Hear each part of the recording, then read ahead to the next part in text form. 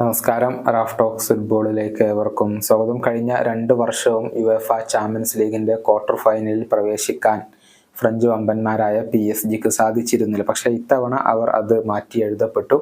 Spanish ക്ലബ്ബായ Real സോസിഡാഡിനെ പരാജയപ്പെടുത്തിക്കൊണ്ട് ഇത്തവണ quarter final പ്രവേശനം PSG സാധ്യമാക്കിയിട്ടുണ്ട് എന്നുള്ളതാണ്. ഇരുപാദങ്ങളിലുമായി 1-4 ഗോളുകൾക്കായിരുന്നു PSG വിജയിച്ചിരുന്നത്. ആ 4 ഗോളുകളിൽ 3 ഗോളുകളും ഫ്രഞ്ച് സൂപ്പർ താരമായ കിലിയൻ എംബപ്പയാണ് സ്വന്തമാക്കിയിട്ടുള്ളത്. ഇതുവരെ ഒരു ചാമ്പ്യൻസ് ലീഗ് കിരീടം പോലും നേടാൻ സാധിക്കാത്ത ക്ലബ്ബ് കൂടിയാണ് PSG. പക്ഷേ ഇത്തവണ അവർ വലിയ പ്രതീക്ഷകളോട് കൂടി തന്നെയാണ് ഉള്ളത്.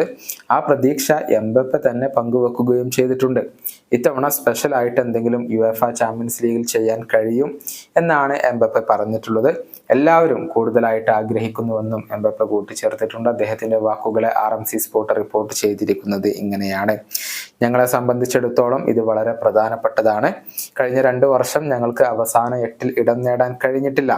അതുകൊണ്ട് തന്നെ ഈ ക്വാർട്ടർ ഫൈനൽ പ്രവേശനം ഞങ്ങൾക്കും അതുപോലെ ആരാധകർക്കും ഏറെ പ്രിയപ്പെട്ടതാണ്. യൂറോപ്പിലെ ഏറ്റവും മികച്ച 8 ടീമുകളിൽ ഞങ്ങൾ തിരിച്ചെത്തി കഴിഞ്ഞു. പക്ഷെ ഞങ്ങൾക്ക് ഇനിയും കൂടുതൽ വേണം. എല്ലാവരും കൂടുതലായിട്ട് ആഗ്രഹിക്കുന്നുണ്ട്. ഞങ്ങൾക്ക് സ്പെഷ്യൽ ആയിട്ട് എന്തെങ്കിലും ഇവിടെ ചെയ്യാൻ കഴിയുമെന്ന ഒരു തോന്നൽ ഞങ്ങൾക്കിപ്പോൾ ഉണ്ട്. എന്താണ് സംഭവിക്കുക എന്നുള്ളത് നമുക്ക് നോക്കിക്കാണാം. ഞങ്ങൾ ഡ്രോക്ക് വേണ്ടിയുള്ള കാത്തിരിപ്പിലാണ്. തീർച്ചയായും ഞങ്ങൾ ഫോക്കസ് ചെയ്യേണ്ടതുണ്ട്. ഇതാണ് കിലിയൻ എംബപ്പെ ഇപ്പോൾ പറഞ്ഞിട്ടുള്ളത്.